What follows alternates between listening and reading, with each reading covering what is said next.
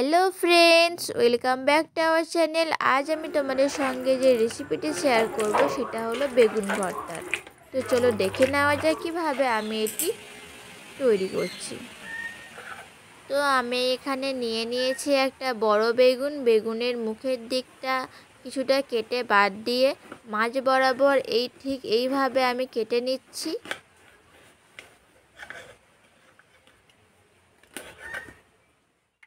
কেটে নেওয়া হয়ে যাওয়ার পরে আমি এতে অ্যাড করব পরিমাণ মতো লবণ।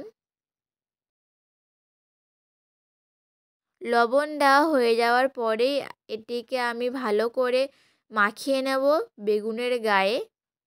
আগে পিছনে সব জায়গায় ভালো করে লবণটিকে আমরা লাগিয়ে নেব। লবণ লাগানো হয়ে গেলেই এটিকে আমরা গ্যাসের লো ফ্লেমে সিদ্ধ হওয়ার জন্য দিয়ে দেব। মাথায় রাখতে হবে যে গ্যাসটিকে লো ফ্লেমেই রাখতে হবে।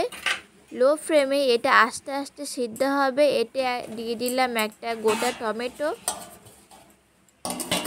তারপরে এটিকে চাপা দিয়ে কিছুক্ষণ পর পর খুলে খুলে এইভাবে উল্টে পাল্টে আমরা ভালো করে এটা সিদ্ধ করে নেব।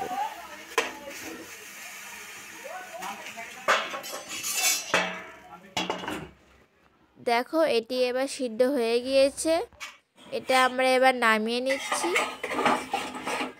নামিয়ে নেওয়ার পর কিছুক্ষণ ঠান্ডা করব যাতে হাত দেওয়া যায়, এবং ঠান্ডা হয়ে যাওয়ার পরেই আমরা এর গা থেকে খোসাগুলো রিমুভ করে নেব। তোমরা দেখতেই পাবে যে সিদ্ধ করা হয়ে গেলে খোসাগুলো এর গা থেকে আপনা আপনি খুলে আসবে।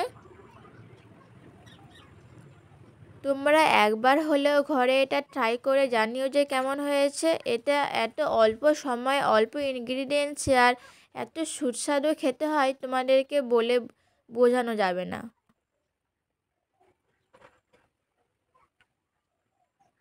বেগুন, টমেটো সব কিছুর খোসাই ভালো করে ক্লিন করে নেব।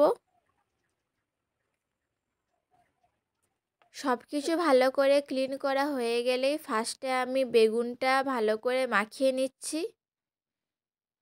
খেয়াল রাখতে হবে যে বেগুন ভর্তা সব কিছুই ভালো করে মিহি করে মেখে নিতে হবে।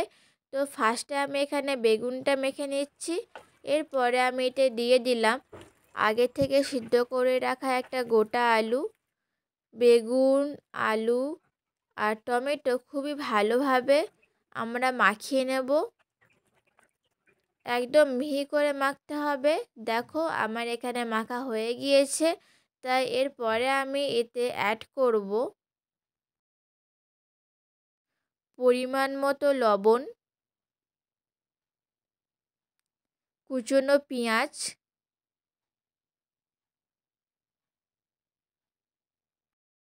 ধনেপাতা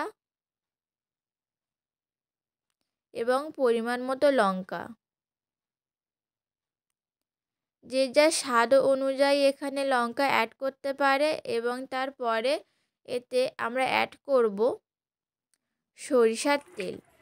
ব্যাস, আমাদের আর কিছুই লাগছে না। তোমরা দেখতেই পেলে খুবই অল্প সময়ে খুবই অল্প ইনগ্রিডিয়েন্টসে এই ভর্তাটা আমরা তৈরি করলাম। তোমরা এটা যে কোনো রুটি বা ভাত সবের সঙ্গেই খেতে পারো।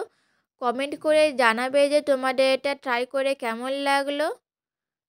তো দেখা হবে পরের ভিডিওতে অন্য কোনো রেসিপির সাথে। ততক্ষণের জন্য বাই বাই।